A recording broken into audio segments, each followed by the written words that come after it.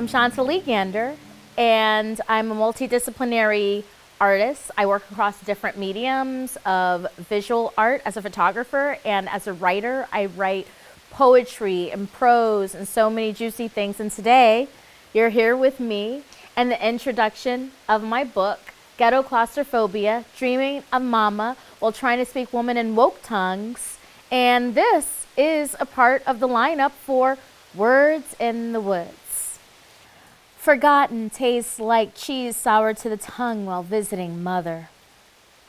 Here, you banish the sins of the day, banish what couldn't find its way into the pots, the rot in the corner, a veiled stench, and another there, you be balm, salve, you be sanctified, a part of how good got right, how right got us forgot how to get right.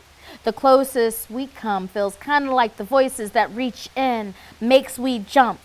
Not that kind of jump. The one hid in haint blue red doors, the one where the pulpit pimps be saying, you gotta be ready when he comes rolling up in that chariot. For when he comes, you ain't got time to be fussing. He be the boy in that other place, causing her fuss. Maybe he be like she theft in time. He be that boy from a place they wouldn't speak about. Both them, letting the world think their skin holds its kind of truth.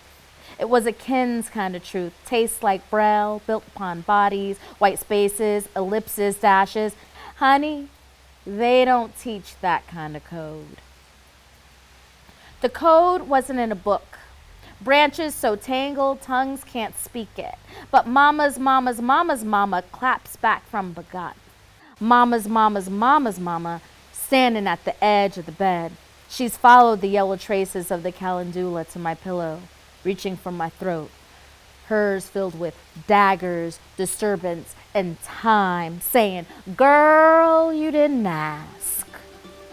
That poem that I just read, was around thinking about people like to use the language of ancestors, but how many people out of the population who say ancestors actually try to reach them, and in what ways and in what bridges do we try to draw from ourselves here to the other there? And so that was inspired by a poem when my great aunt passed, and thinking about I really wanted to know her secrets. And then for that matter, I wanted to know my great-grandmother's secrets and my great-great-grandmother's secrets. And how do you create the bridge between yourself and the others that you don't really know in your family line? Mother who brung ya 3. Some say. Mama's mama, some kind of medicine woman. Or was it she made balm? She made for estranged souls. A tangled tale on mama's side about how all the men lost, eaten. How all the men got no names, well, few. Mama's grandfather went by saying. Mama's great-grandfather, full name. The women, they be the kind refusing knowing. As in they got names. As in follow the trail of chicken feet. Follow all the ways we know seeing with our eyes closed.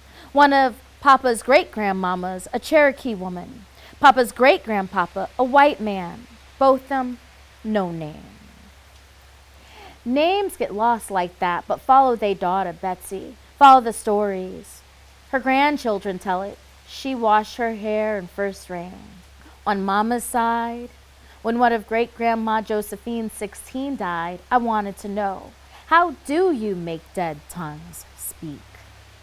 Initial offering, gratitude, make space for what you ask, not as stranger as kin. And when you ask, be bound by blood. As for the talk part, the speak.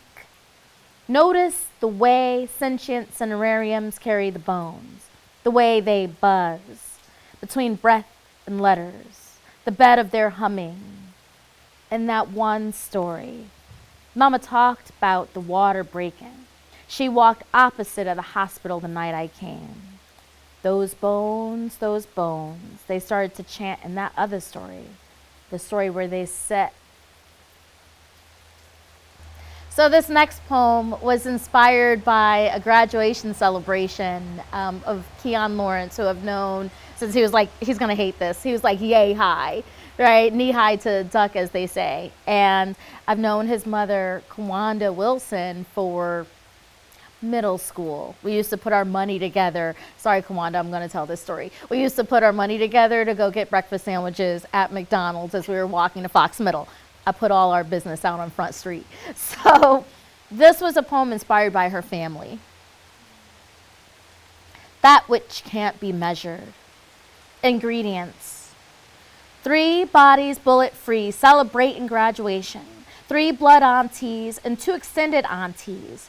The 2 that go back before youngins took up residence in a womb. Before we knew a now. Add uncles. Add the sizzle on the grill of the meat refusing time. 2 orange, like really orange peppers, 1.5 red peppers, 1.5 green peppers, 1 yellow pepper. Preparation. Cut the celery like this to fit in the hands and the mouth. Save 1 pepper each for the platters to core. They will hold the ranch dressing. They will be the centerpiece. Remember the color balance. The orange, really orange pepper should balance with the celery, green pepper, red pepper. The tomatoes, yes, rinse. Place them between the green, the orange, but not next to the red. The baby carrots, they fit as is, no chopping needed. When we do the fruit salad, be careful. Rinse this chopping board. Don't use the other. Keep the baby melon whole while coring. Take those peeled oranges and chop like this. Add red seedless grapes, 6 sliced up oranges. Chop the flesh from the melon.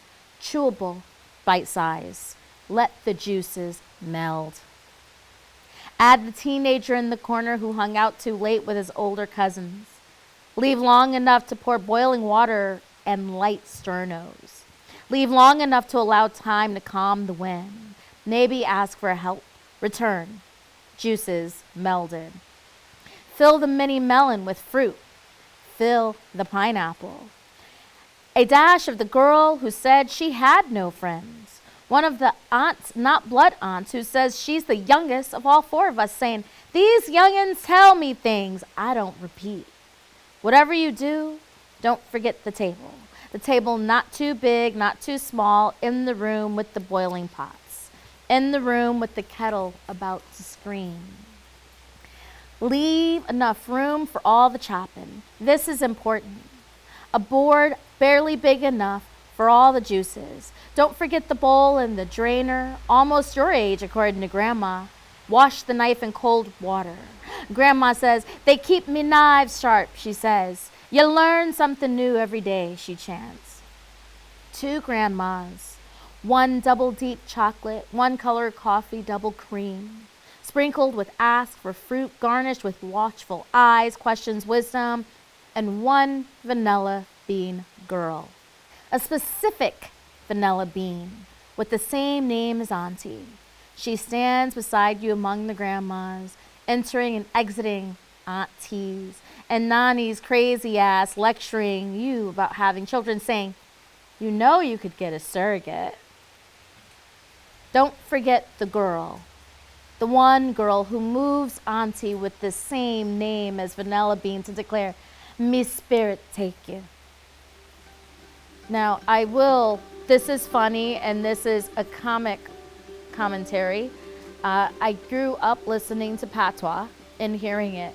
I can't speak it to save my life. So my apologies in advance, and my friends who actually do speak the language, just laugh. And those who you heard the musicality, laugh.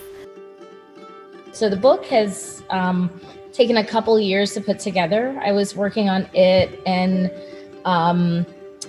at the same time of working on several other manuscripts, including a memoir, what I call a memoir-esque project, and a couple of other poetry books, all writing them at the same time, and then more stuff on top of that I've been writing. It just felt like a process of just keep writing and then see what emerges and see what the work tells me. And then the other complexities were about, oh, wow, I guess I'm using what they call, African American vernacular English or Black English vernacular, which I have a problem with. One, I wasn't raised to speak that way. Two, if one speaks that way, people assume that that's your only mode, like driving stick, like you're stuck in first shift or second shift or somehow. Three, there's this assumption that it's called low language and that anything as proper as I'm speaking now would be called high language. I reject that.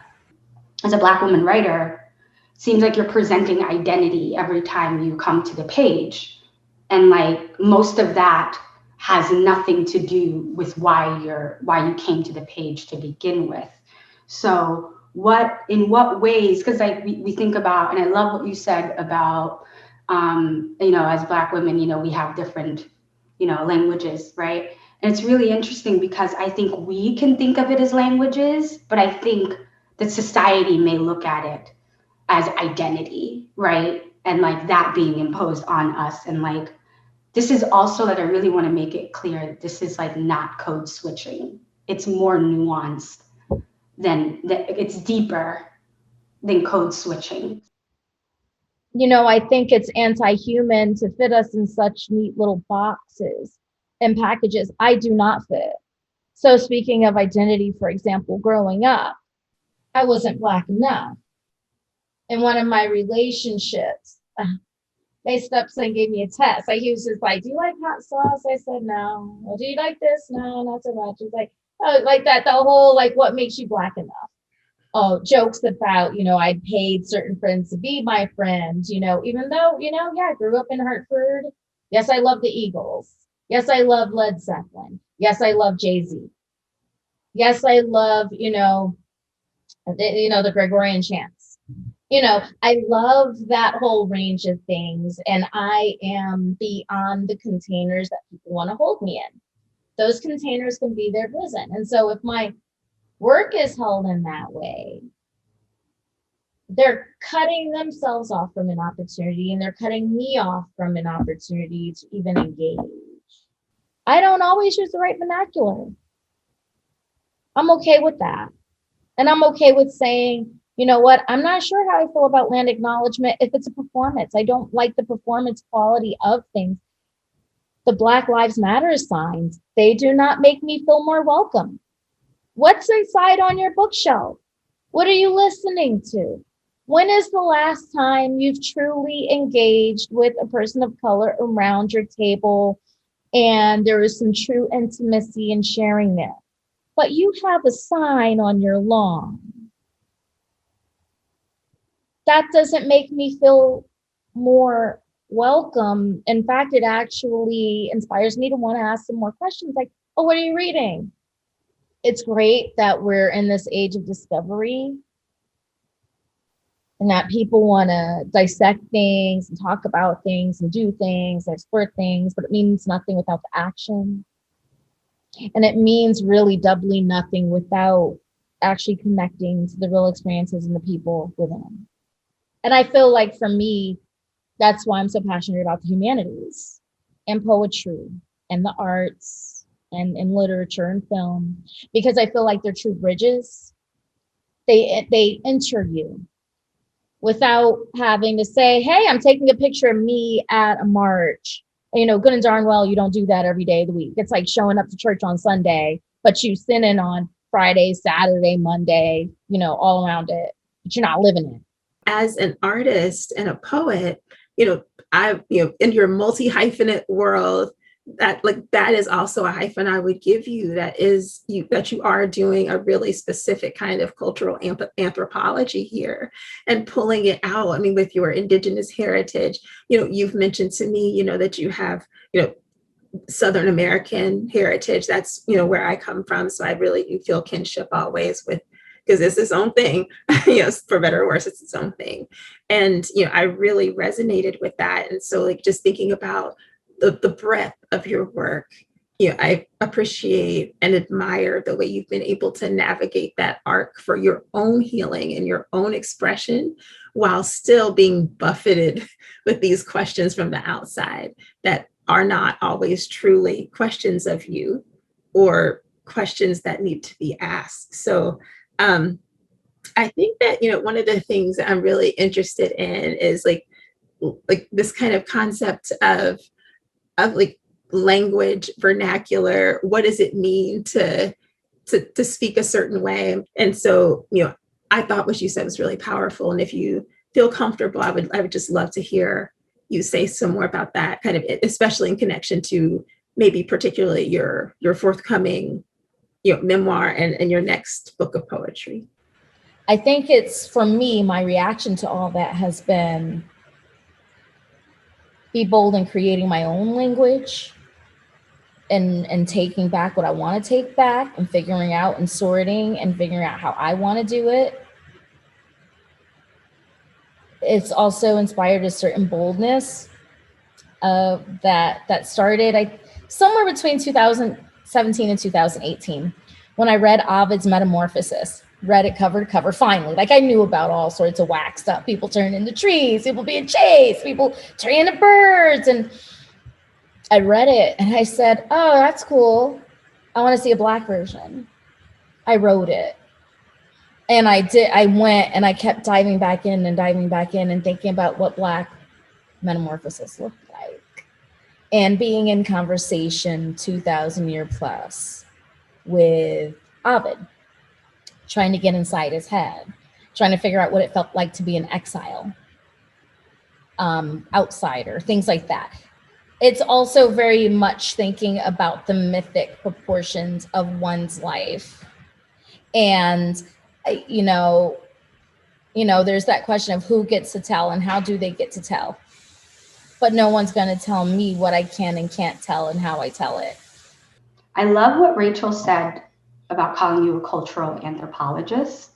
I think in engaging with you and your work, I could see that. And also the different, as you speak to the different experiences you've had in different spaces throughout your life, this idea of punishment for just being, right? For just showing up as you are, and how that's a pretty big theme, even though it's not a theme that you chose, which I think is really, really interesting. As much as I see myself as a cultural anthropologist in my work, I also see myself as a archaeologist, someone who likes to dig and surface. I love surfacing what's beneath the surface. I am a reader. I can read things. Part of that comes from, for survival. Growing up, you better be able to, my home was not so safe at all. So I needed to be able to read these situations. I do not see myself as a marginalized voice. I do not see myself as a minority. Someone actually asked me a question like, how did it feel, blah, blah, blah, minority. And I'm like, who? Because you're not talking to me. I look at, if you were to collect all the brown people all around the planet, we're a majority. I'm sorry. I don't speak that language of, and even though we've talked that language in public health and education, and it is real, I'm not saying it isn't. There is architecture to saying, for example, to women, well, you earn less than men on the dollar and this. And so therefore for people to feel a certain way about their power. And for me, it's been about staying in my power and within very real systemic oppressive environments and such, but being bold about it and saying, well, no, that language doesn't relate to me. Even the use of the term BIPOC. I have a very hard time using that. I don't know what that means. I'm not a BIPOC. So, taking back something where people are going to try to say, well, this is what you are. It's like, no, I'm not. Sorry. You can't say, especially Black voices being marginalized, when that is the foundation of all civilization. Our economic systems, the free labor, the forced labor. We are the foundation. We are the all. So, but it's a great mental exercise to keep reminding people where they belong. Mm. And maybe this is all coming to me now, but maybe in the future, that is what our dialogue this is what our dialogue will have to kind of model, because we can't keep using these words that are really not accurate. Like if we think of colonialism, we don't use that word enough in this country, because there's a lot of I mean, I'm originally from Somalia, so like I can speak to that.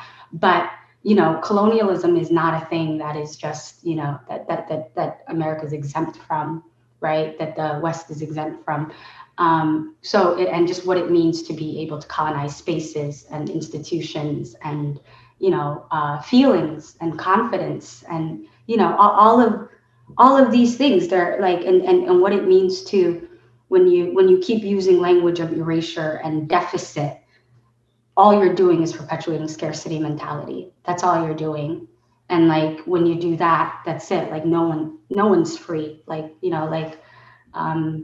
Baldwin says, like, I'm not free until you're free. Then no one's free. If that's the case, then you have people showing up to the same conversations with like wounds that are, that we all are dealing with, that we're not addressing because we keep using this deficit language.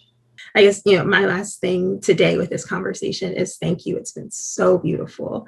And I could just talk to you to, Wonder Women all afternoon. But I really just wanted to say thank you for modeling for us a kind of expansiveness that I don't think many of us are taught. And, I kind of mentioned Their Eyes Were Watching God last week. I read it every year. Read it again last week. And for the first time, really caught that Janie hated her grandmother for making her life small, even though that smallness was supposed to keep her safe. So I'm thinking about the women, our ancestors, who were we the daughters of, and what did they do that felt so incredibly traumatic to us, and not just felt what was incredibly traumatic, but they were doing, honestly, as we define ethics, they were doing the very best that they could with the information and tools that they had. Is that enough? How do we reconcile how those things play out in our bodies, in our work, in our lives? And so just for doing that and just for being honest about that, Shanta, I just want to say deeply, deeply, deeply thank you. It is the whole challenge. I don't want to represent a whole group. That's too much I'm not bearing that cross. I'm not doing that.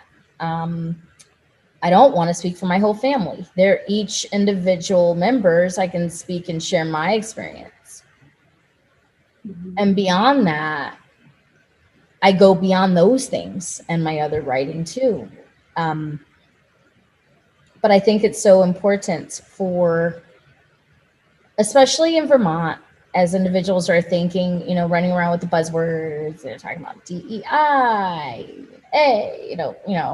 diversity, equity, inclusion, accessibility, and this, and open up the table and invite people in. But if you're extending the invitation, also make sure you have an appetite for what you're asking for. Make sure you do. Make sure that if you're saying we're doing this thing and we're engaging X, Y, and Z, also create space for it to get uncomfortable, as some of our conversations may have felt behind, in trying to prepare for this. Because some of the stories that people may be sharing may not be the stories that we envision or we're expecting, especially, individuals who walk in different sexualities. Their stories may not sound as hetero and packaged up as we want it to be. And why does it have to be so hard? Or why do we always have to make it a thing rather than meeting people from human to human, and not erasing all those identities, but just like, I'm sharing a story, and one of the things that's been the most touching for me is people coming back and telling me, who do not look like me, to tell me that they related to it. And I'm like, oh man, I've done my job. Someone picked something out and it's made them think about their memory or their family secrets, or, some of the themes of what does it mean to search through one's history? What does it mean for one to explore lineage? What does lineage look like? What does it feel like? What does it sound like? As we're, what do we remember of the stories that were being told? Especially with this language of receipts. Well, guess what? You're not always going to have receipts. So then the question is, what does it feel like? What do you remember? Yeah, this is a really great conversation. Thank you for this opportunity. I draw my inspiration from many things. I especially love breaking into abandoned places. Don't tell anybody. And I often like to shoot out in the natural world. So where you're seeing me right now is one of the potential places where I like to take models and where I draw some of my inspiration to actually create sets with nature or co-create with nature. Ghetto claustrophobia. Whether place, people, state of mind, you be locked in till you don't want to be. Noun, people, ghetto claustrophobics, also ghetto claustrophobes, ghetto claustrophobians. 1. Any group of people, they evade capture. 2. Identity, perceived or imagined. Noun, a place, ghetto claustrophobia. 1. Fashioned for, but not by. Think characters, think props. 2. Big, so big, expansive, endless. 3. Any place. The place with the matching riding mowers. That place where cliques of moms go by the same name. 4. Hotel room, apartment, house, dreamscape, cityscape, ruralscape, selfscape, could be another country, could be the human body as container, as shell, as place. From brick to block to burb to brownstone to any place, as in so many, as in endless. 5. These places, real and imagined, just like people, they evade capture. Adjective. State of mind, states of being. Only an ailment if you want it to be. 1. Black girlhood in America. 2. Nightmares. 3. Stages of human development. One of the reasons why this is the title poem and it's at the beginning of the book, because it kind of serves to the reader as a nod of how to read the book. And what I did with the term ghetto and ghetto claustrophobia is thinking about it not attached to a specific group of people as we have traditionally done, and not attached to a specific race or ethnic group of people, but ghetto claustrophobia as being any place. Black Book of Creation. 1. How far can you, she said. Far, he said. How far, she said. So far, he said, that remembering all of them becomes a chant, he said. I only, she said, can go this far, she said. Great. 2. Some sounds invite eavesdropping to all the befores, before all the gates of never return, before tongues couldn't be trained in what they no longer are, before they knew about choosing between leaving of will or leaving of force, before that is the time we didn't call time, before there was anything colored about it. That is, then, here, there are not separate, but on a table. 3. Mother sits fashioning her children, cosmic clay, stardust, and obsidian, for resilience, dreams for seeing, and the things not contained by language, and hardships, sometimes cloaked as nightmares, stories stitched into DNA like home, distant, multiplied by separation anxiety, forgotten becomes exponential force. That becomes a country expanded beyond its own self, beyond the shell that holds it together. 4. Creation is a conversation. What do you want to be? Said she. Anything we choose, said we. But what, said she? Because the world, said she, will choose if you don't, said she. Magic. the ability to manipulate circumstance, said we. It shall be, said she. Time lords, said we, to collapse and expand time at will, said we. Visibility and invisibility at will, said we. It shall be, said she, but, said she, as gifts are given, they can be stolen, said she. So with each of these things, said she, it shall be a veil of forgetting, a spirit that resists destruction, and these wings, said she. Do not let anyone tell you they do not exist. Do not let anyone tell you they are wax. 5. Funny how the universe beats against itself, creating echoes. How far can you go back, they said. Far, she said. How far, they said. So far, she said, it becomes a chant.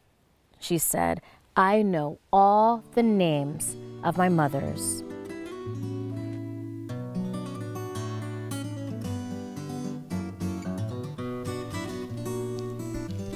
The poem I'm about to read you, called Witness Marks, has some interesting backstory, at least interesting to me. Maybe you'll find it interesting too. Witness marks are the marks that are inside old clocks, and so horologists would go by some of the markings that were left inside the clock, almost like a pathway or a tip-off. I'm not an expert, so you can feel free to use Google as your friend. But in thinking about witness marks, I also thought about the markings on our bodies, markings within a landscape, and partly inspired by going to visit one of the national parks, Yellowstone, and thinking about the absurdity of taking nature and setting parameters around it. So this is the poem I introduced to you, Witness Marks, for the horologists. Figure drawing. Leather fuck-me boots that never stretched. That nail sticking out of the waterbed. Too many times playing on the rug, while silent damage was imprinted on skin. My thighs that caused the friction, that caused his stares, that caused creases to break inside. 10 years being female, and that note a stranger passed to me in my living room. That kerosene lamp, the way an edge of encounter is the barrier to a 2-year-old learning lust for the first time. Or maybe it was something else. Fodder for muted arguments between truth and legend, like a piano's edge teaching another kind of lesson. Maybe it started with one drink too many before she saw the results of that storm. What the trees tell us. Keeping company with shrapnel, bark folding a general's thoughts like sap. How are we getting out of this? From shade to shill to witness, miscegenation's safe here as we measured time counting backward. From the moment of the broken umbilical cord, multiplied by each day, soft spots close and sight goes missing. In the south, branches throwing signs against the sky that became the shadows and geography of our faces. And when you touch it, you know hands, backs, and bodies have needed this. To be steady, to be still. Nature's parameters. Measurement taken and parameters set. We call it a national park. Plates move and chunks disappear with the knowing we never had. To read the space, follow the bones disguised as hills. Use your feet as fingertips to read the braille of jagged lines. The path, once roads. Listen to the way buildings sway with water or quakes. Watch sulfur pretend to be contained. Watch the way wild pretends to have distance. Dislocate from the now. Notice how it tells you who's been here.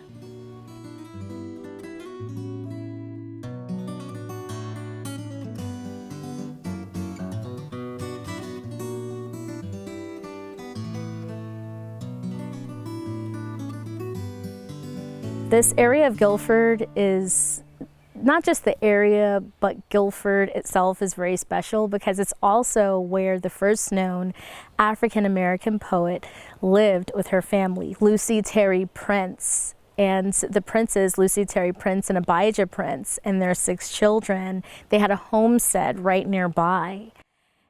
What's been interesting is I always like to say that Lucy found me, not the other way around. I got involved with Lucy Terry Prince with a project called Brattleboro Words, and it was funded by the National Endowment for Humanities. It was a 3-year project. We just actually wrapped it, and it includes a book where we all contributed some chapters about our work and different sites that people can go to, bicycling, walking, and one of the people we talk about is Lucy Terry Prince. And so in 2016, when the project first started, my friend Lissa Weinman said, "You should be Lucy." And I'm embarrassed because I grew up in Connecticut, didn't know about Lucy Terry Prince. A lot of people do not know about Lucy Terry Prince. And so Gretchen Gerzina's book, Mr. and Mrs. Prince, has been a foundation for my work and many others seeking to find out the truth about the Princes. Do borrow Gretchen's book either from a friend, the library, or get your own copy. It's well worth it. It's hard to talk about Lucy because she's not necessarily, to me, she's still very living and very real and very present. And for myself as a poet, I found that it's been a doorway into thinking about what we mean by bearing witness. What does it mean to bear witness? Because when she wrote that poem, she was still enslaved. What does it mean to name what you're seeing and at what cost? And how do we do that? People may or may not know this. There's more information coming out about this now, but there were many Black Americans who knew the value of land. And so after enslavement, many formerly enslaved individuals and their descendants had a lot of land. We had so many farmers that had land, and of course, through racism and people losing their land, and on the heels of the death of George Floyd, what we've all discovered is George Floyd's great-grandfather had 500 acres of land and was swindled out of it. It was stolen and taken from him. And the reason why I raise this is because the Princes were harassed mercilessly.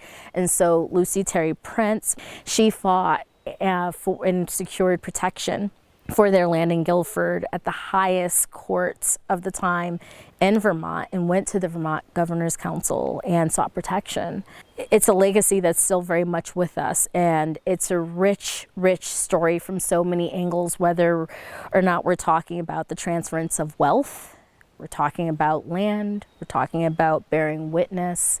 And so as someone who hopes and seeks to put work out into the world that will last and that people will think about and that will have impact, Lucy's story has been very impactful for me for so many reasons.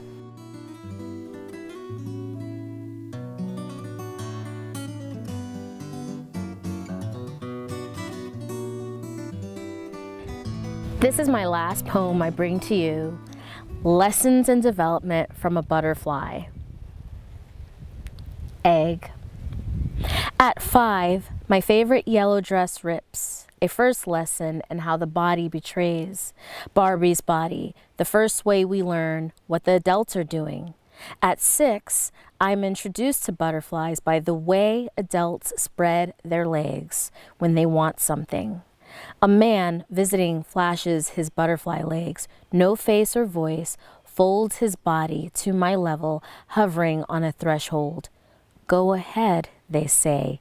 Give it to them, they say, as the erosion of the bridge between gimme and mine becomes the tongue of girlhood.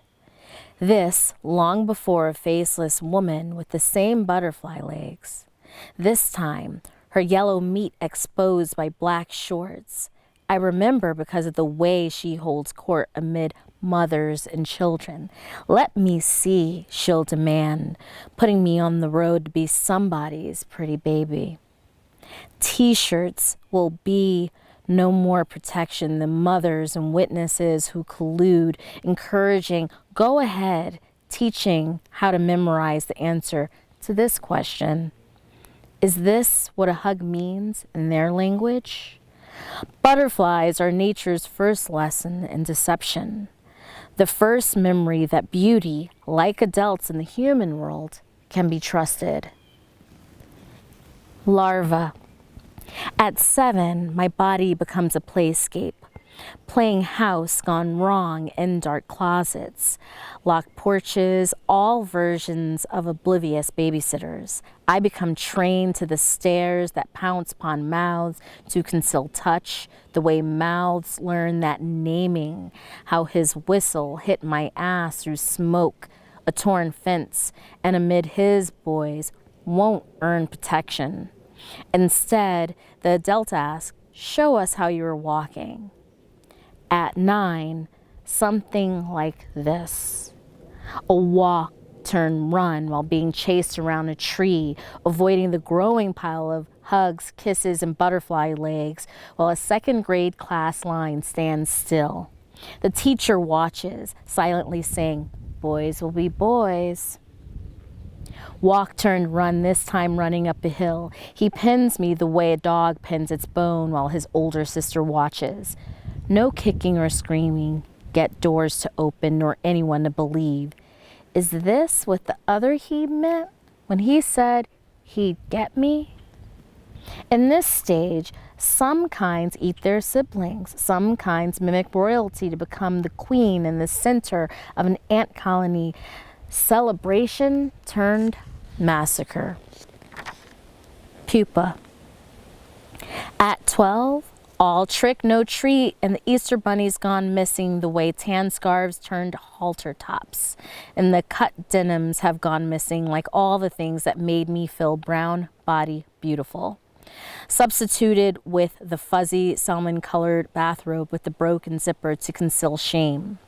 Gym socks when pads have run out. The long cotton tube kind to hide the proof.